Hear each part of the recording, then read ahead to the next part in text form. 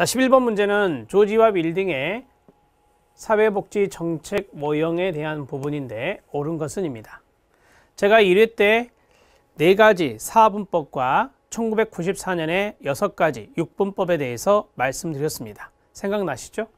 자, 반소폐마가 나왔네요. 반소폐마는 사분법입니다.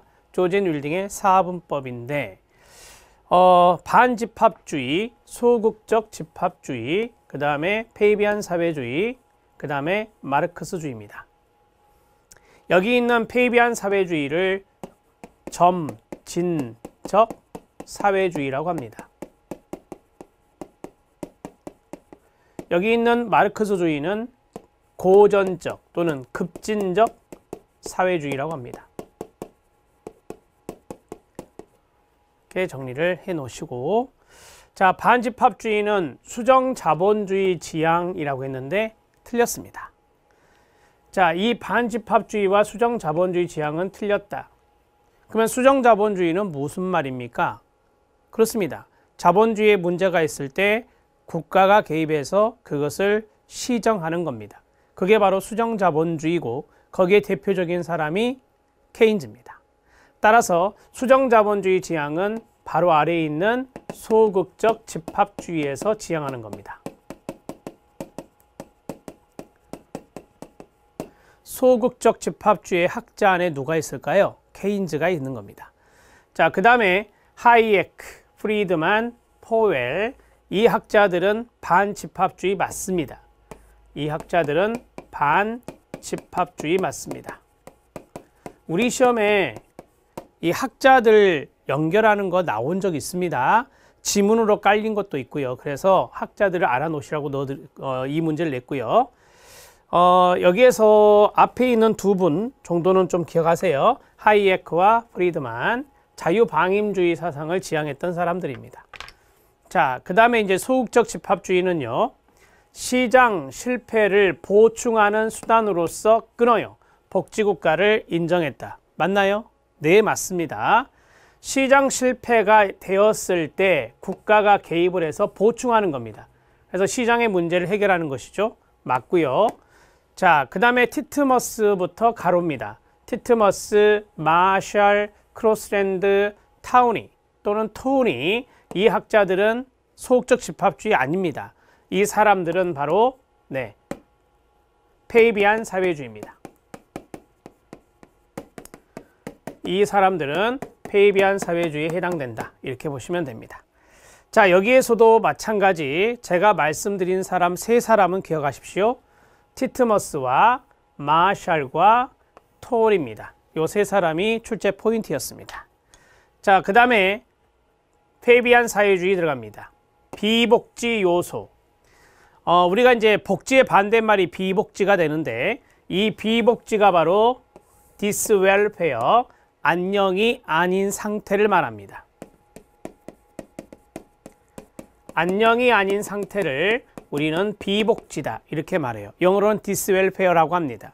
그러면 안녕이 아닌 상태의 대표적인 것이 빈곤이 있겠죠. 자, 그러면 이러한 요소가 있을 때 공평하게 분담을 하자. 이게 바로 연대입니다. 자, 그 다음에 이타주의 증진 맞습니까? 네, 맞습니다. 페이비안 사회주의는 복지에 대해서 적극적으로 찬성하는 거예요. 복지국가에 대해서 찬성하고요. 그래서 비복지 요소가 있을 때는 공평한 분담과 이타주의 증진으로 그 문제를 해결하는 것입니다. 자, 여기에 베버리지와 케인즈와 갈브레이스가 있는데 아닌 거 아시죠? 네, 이 사람들은 바로 위에 있는 소극적 집합주의 학자입니다. 소극적 집합주의 학자입니다. 제가 말씀드린 두 사람을 기억하십시오. 첫 번째 베버리지입니다. 두 번째 케인즈입니다. 베버리지와 케인즈는 바로 소극적 집합주의 학자에 포함됩니다. 자, 그러면 옳은 것은 네 번째가 옳다라고 볼 수 있겠네요. 마르크스 들어갑니다. 급진적 사회주의 사상으로 복지국가에 대해서 부정적인 입장과 자본주의를 전면 부정한다. 제가 앞에서 말씀드렸어요. 자본주의를 유지하기 위해서 또는 자본주의가 유지될 수 있도록 방어하는 그 기제가 바로 복지국가라는 녀석이다. 이 마르크스주의는 자본주의에 대해서 전면적으로 부정했기 때문에 자본주의를 떠받치고 있는 복지국가에 대해서는 부정적인 입장을 취한다고 제가 앞에서도 설명했기 때문에 이해는 되실 겁니다. 자, 그 다음에 라스키, 밀리반드, 제임스 오코너인데요. 여기에서 세 사람 다 아시는 게 좋아요. 제 기억에 이거 세 사람 다 나왔던 걸로 기억하거든요. 그래서 라스키와 그 다음에 밀리반드와 오코너, 이 세 사람입니다. 맞습니다. 답은 4번이고요. 답은 4번이고요. 자, 11번에서 이거 하나만 짚고 넘어갈게요. 자, 시장에 대한 견해를 각각의 이념과 연결을 해볼게요. 시장에 대한 견해. 이 시장은 이제 자본주의라고 생각하면 돼요. 이거를 옹호하는 것이 반집합주의예요. 이것을 수정하는 것이 소극적 집합주의예요. 이것을 개혁하는 것이 페이비안 사회주의예요. 이것을 부정하는 것이 마르크스주의예요. 반소페마의 순서대로 썼습니다. 자본주의 옹호, 자본주의 수정, 자본주의 개혁, 자본주의 부정입니다. 이런 식으로 연결해 놓으시기 바랍니다. 자, 11번 문제 해결했고요. 이 문제 체크해야 될까요? 죄송합니다. 체크해야 합니다. 조지 윌딩은 시험에 잘 나오는 빅3에 들어간다라고 했으니까 체크해 놓으셔야 됩니다. 1회 때는 신우파, 중도 노선, 민주적 사회주의, 마르크스주의 그걸 풀었잖아요. 우리가. 이거는 반소페마의 문제가 나왔고요. 시험 문제가 이것도 나왔고 이것도 나왔으니까 다 알아놓으셔야 돼요. 12번 문제 들어갑니다. 사회복지 전달체계 구축의 원칙으로 옳은 것을 고른 것은입니다. 이런 문제 많이 보셨을 거예요. 포괄성, 책임성, 적정성의 동의어는 적절성. 또 있어요. 충분성.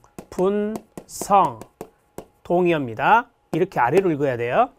자, 그 다음에 통합성이 있다. 여러분, 이 문제는 체크하지 않겠습니다. 하지만 이 네 가지 지문 중에서 정말 여러분들이 기억하십시오라고 제가 이야기하고 싶은 지문이 있어요. 그게 바로 이겁니다. 자, 이 내용에 별표를 치십시오. 여러분들이 많이 안 본 지문입니다. 그래서 중요도가 있어요. 1번 기억 들어갑니다. 유기적 연계가 눈에 딱 띄시나요? 기관 간의 서비스를 유기적으로 연계하여 제공하는 게 무엇입니까? 제가 유기적으로 연계한다 이거 나오면 통합성이라고 가르쳐 드렸어요. 이건 여러분들이 거의 다 아세요. 이게 영어로 원스톱 서비스라고까지 말씀드렸어요. 이렇게 정리가 되고요. 포괄성 아니에요. 바로 오답 노트 할게요. 포괄성은 바로 다양한 서비스를 제공하는 겁니다. 다양한 서비스를 제공하는 겁니다. 이렇게 되고 그 다음에 니은 들어갑니다. 이게 중요하네요. 그죠?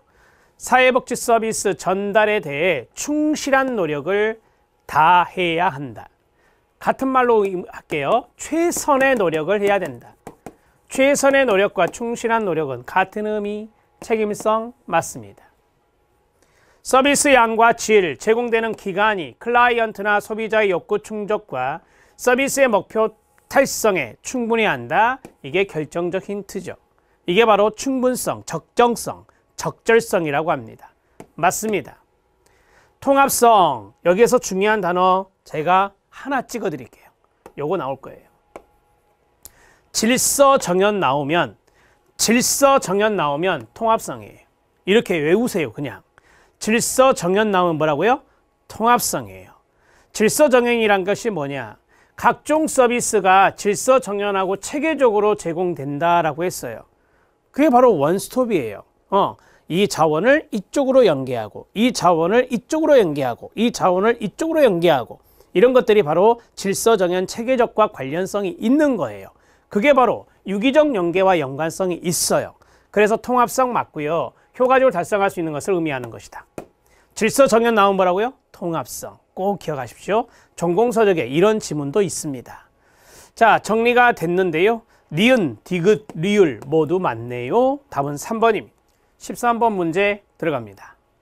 자, 13번 문제는 델파이 기법이 나왔습니다. 정책 대안 형성 기법이라고 나온 거 보니까 정책 파트의 문제입니다. 여기서 약간 지엽적인 것이 있는데 그 지엽적인 것 3번입니다. 세모 치세요. 이거는 여러분들이 참고만 해도 되는 것이라는 겁니다. 자, 그러면 보겠습니다. 정책 대안을 형성하는 기법. 여기 키워드는 요거 4글자예요. 대안 형성. 여러 가지의 대안을 만들어내는 대안 형성 기법 중에 델파이 기법을 설명하는 것으로 옳은 것은 이다. 이 델파이 기법은 시험에 잘 나온다, 잘 안 나온다? 잘 나온다. 그래서 이 문제는 자체가 별표예요. 요 녀석 때문에 별표예요. 그러면 답에다가 지금 답은 봐야 알겠지만 답에다가 별표를 쳐놓는 센스가 필요합니다. 1번. 다양한 아이디어를 자유분방한 상태에서 제안하고 비판하지 않는 형태. 나왔죠? 많이 들어보셨잖아요. 브레인스토밍입니다. 자, 새로운 아이디어 목표 전략의 창출 방법은 브레인스토밍입니다. 브레인스토밍은 다양한 아이디어를 자유분방한 상태에 제안하고 상대방의 제안에 대해서 비판하지 않는 태도를 취하는 겁니다. 정책 대안의 결과를 예측하기 위해서 대안을 여기가 중요, 선택했을 경우와 선택하지 않을 경우에 생각나세요? 이거 말씀드렸어 이랬대. 경우에 나타날 수 있는 사건을 그리면서 분석한다. 그래서 나무처럼 생겼다. 이제 생각나십니까? 의사결정 나무 분석이랍니다. 의사결정 나무 분석이랍니다. 중요한 대목은 이거예요. 대안을 선택했을 때와 선택하지 않았을 때 이런 것들을 이제 나타내서 나무 모양, 나무 쭉 줄기 이렇게 쭉쭉 뻗어나가는 거 있잖아요. 그런 모양으로 생겼다 그래서 트리 어널리시스를 한다겠습니다. 아직은 델파이 안 나왔습니다. 어떤 상황이 시간이 흐름에 따라 이게 중요한 단어. 근데 이 지문은 심지어 1급 시험에서도 나온 적이 없어요. 그래서 제가 참고라고 했어요. 근데 여기에 개념을 잡을 때 확률이란 단어가 중요한 단어가 된다는 소리예요. 일정한 확률로 변해갈 때 최종적 상태를 예측할 수 있는 확률적 정보를 제공해주는 방법이다. 저는 이거 외우고 있어요. 마르코프 확률로. 그래서 이거는 마르코프 모형이라고 합니다. 저는 이거 1급 수업 진행할 때 많이 드는 사례가 로또입니다. 로또는 이제까지 엄청난 횟수를 반복하고 있죠. 어떤 번호가 많이 나오는지 확률적인 정보가 있을까요? 없을까요? 당연히 있죠. 어떤 번호가 많이 나왔대. 역대 번호 중에서 1등 당첨으로. 이게 확률적 정보거든요. 그러면은 그 확률적 정보를 활용해서 이번에 내가 몇 번 찍어봐야지. 이렇게 하는 사람들도 있어요. 그게 바로 이제 마르코프 모형을 응용한 것이다 라고 해요. 자, 빨리 읽어드리면 어떤 상황이 시간의 흐름에 따라 일정한 확률로 변해갔을 때 최종적 상태를 예측할 수 있는 확률적 정보를 제공해 주는 것. 마르코프 모형입니다. 자, 그러면 답은 4번이죠. 4번에 별표 치는 센스가 필요하다. 아까 말씀드렸잖아요. 델파이는 중요하니까. 자료를 수집하는 사람으로부터 첫 번째 나왔어요. 합의점을 도출하는 과정에서 하나 나왔고, 자, 연구자의 편견 배제가 가능하대요. 연구자의 편견 배제가 가능하다. 그러니까 여기서 말하는 뭐 정책 대안을 만드는 사람들이 연구자라고 합시다. 그러면 그 사람들의 편견이 배제되는 이유는 뭐죠? 우편조사잖아요. 우편조사는 익명성이 보장돼요. 우편조사는 익명성이 보장되기 때문에 편견이 배제됩니다. 장점이네요. 그런데 시간과 비용이 많이 든대요. 선생님, 저 조사 방법론에서 우편조사는 시간과 비용이 많이 들지 않고 면접조사가 많이 든다고 배웠는데요. 맞아요. 하지만 델파이 기법은 시간과 비용이 많이 든다는 단점이 있습니다. 그 이유는요, 한 번 하지 않아요. 여러 번 해요. 반복 과정을 거쳐요. 반복 과정을 거치기 때문에 시간과 비용이 많이 드는 거예요. 이렇게 정리가 되는 거죠. 자, 4번 지문 알아놓으시고요. 저는 1회 때 델파이 방법의 전문가 생각나시죠? 우편조사, 익명성 보장, 통제된 환류, 반복, 합의점 도출 이런 걸 써드렸어요. 근데 여기에서는 편견 배제라든지 시간과 비용이 많이 든다든지 이런 것이 또 새롭게 나왔어요. 이런 것들이 바로 이제 약간 실력을 업그레이드 시키는 겁니다. 자, 거기에서는 이야기했던 것들 다 적용하시면 되는 거예요. 답은 4번입니다. 14번 문제 들어갑니다. 14번 문제는 미즐리와 리버머의 개발적 관점, 영어로는 Developmental Perspective라고 하는데 이거 시험에 나온 적 있습니다. 제 기억으로 한 번 나온 적 있습니다. 자, 미즐리와 리버머의 개발적 관점에 대한 설명으로 옳지 않은 것은이다. 이거는 별표 치지 않겠습니다. 빈줄이 아니니까요. 자, 1번입니다. 경제 발전에 긍정적으로 기여하는 사회적 개입을 옹호한다라고 했어요. 그러면 경제 발전에 긍정적으로 기여하는 이 사회적 개입이 뭔지 아세요? 사회복지입니다. 그러면 제가 이거를 풀어볼게요. 경제 발전에 긍정적인 도움을 주는 사회복지에 대해서 찬성한다는 거예요. 이해됐죠? 네, 맞습니다. 원래 개발적 관점이라는 것이 경제 개발과 사회 개발 모두를 잡는 거예요.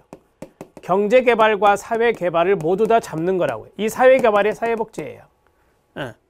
그러면 이 두 가지를 하는데 국가가 소극적으로 하면 될까요? 당연히 안 되죠. 국가가 적극적으로 해야 되겠죠. 경제계획과 사회계획에서 정부의 적극적인 역할을 강조한다? 당연히 맞죠. 이 두 가지가 짝짝꿍 친구라고 보시면 돼요. 자, 그 다음에 사회복지는, 그래서 끊어요. 경제발전의 긍정적 동력이기도 하지만 경제발전을 저해하는 요소이기도 하다. 아니요. 이 뒤가 나오면 안 돼요. 대명제가 이거예요. 사회복지는 경제발전의 긍정적 동력이다예요. 여기서 끝나야 돼요. 여기서 끝나야 맞는 겁니다. 자, 사회의 모든 구성원들의 복지를 위한 가로 경제개발과 사회개발의 통합 또는 조화에 초점을 둔다라고 했습니다. 맞습니까? 네, 맞습니다. 여기 써드렸잖아요. 그래서 답을 해결할 수 있는데 답은 3번이 됩니다. 자, 정리가 되십니까? 이 미즐리와 리버머의 개발적 관점은 제 기억으로 한 문제가 보였거든요. 기출문제에서. 그 문제도 잘 읽어주셔야 된다는 것 정리해 드렸고요. 그러면 경제개발 하면은 한마디로 말하면 work, 일하는 거예요. 일. 맞죠? 그 다음에 복지라는 것도 한다 그랬잖아요.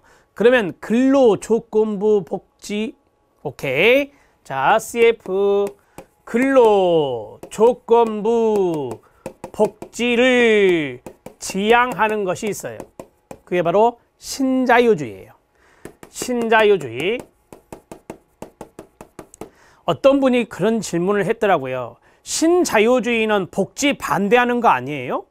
신자유주의는 근로조건부 복지 안 하는 거 아니에요? 그래서 공공부조 그 복지잖아요. 국가가 하는 거잖아요. 그러니까 신자유주의 신우파는 공공부조 반대하는 거 아니에요? 그렇게 생각하시면 안 되고요. 자, 이 신자유주의도 최소한의 복지는 해요. 신자유주의도 최소한의 복지는 해요. 최소한의 복지를 지향하는 거고요. 그 다음에 또 하나는 효율성을 강조해요. 신자유주의는 효율성을 강조한다고요. 그러면 최소한의 복지가 뭐냐? 공공부조가 되고, 최소한의 복지가 공공부조가 되고, 효율성을 강조하는 게 워크페어예요. 그전에는 그냥 관대하게 막 복지병 걸릴 정도로 퍼주기 복지를 했다. 근데 신자유주의는 그거 비판했잖아요. 그러면서 워크, 일하는 사람에게 복지 혜택을 주는 효율성을 강조했어요. 그래서 우리 시험에 나온 게 이거예요. 근로조건부 복지를 지향하는 신자유주의적 관점을 여러분들 맞춰봐요. 배척한다. OX. 이 개발적 관점. 개발적 관점에서 근로조건부 복지를 지향하는 신자유주의 관점을 배척한다. X. 제가 말씀드렸잖아요. 경제개발과 복지를 같이 잡는다니까요. 그러니까 신자유주의 관점을 배척하지 않아요. 배척하지 않는다. 그래야 돼요. 신자유주의 관점을 배척하지 않는다. 그래야 돼요. 그래야 맞는 거예요. 이게 이제 지문에 독특한 지문 하나 했어요. 우리 시험에 나왔던 거. 그래서 제가 이거를 적어 드리는 거예요. 이 정도 개발적 관점 하면 끝나요. 여기서 끝내시면 돼. 자, 14번의 답은 3번이었습니다. 사회복지는 경제발전의 긍정적인 동력이다. 중요한 명제였습니다.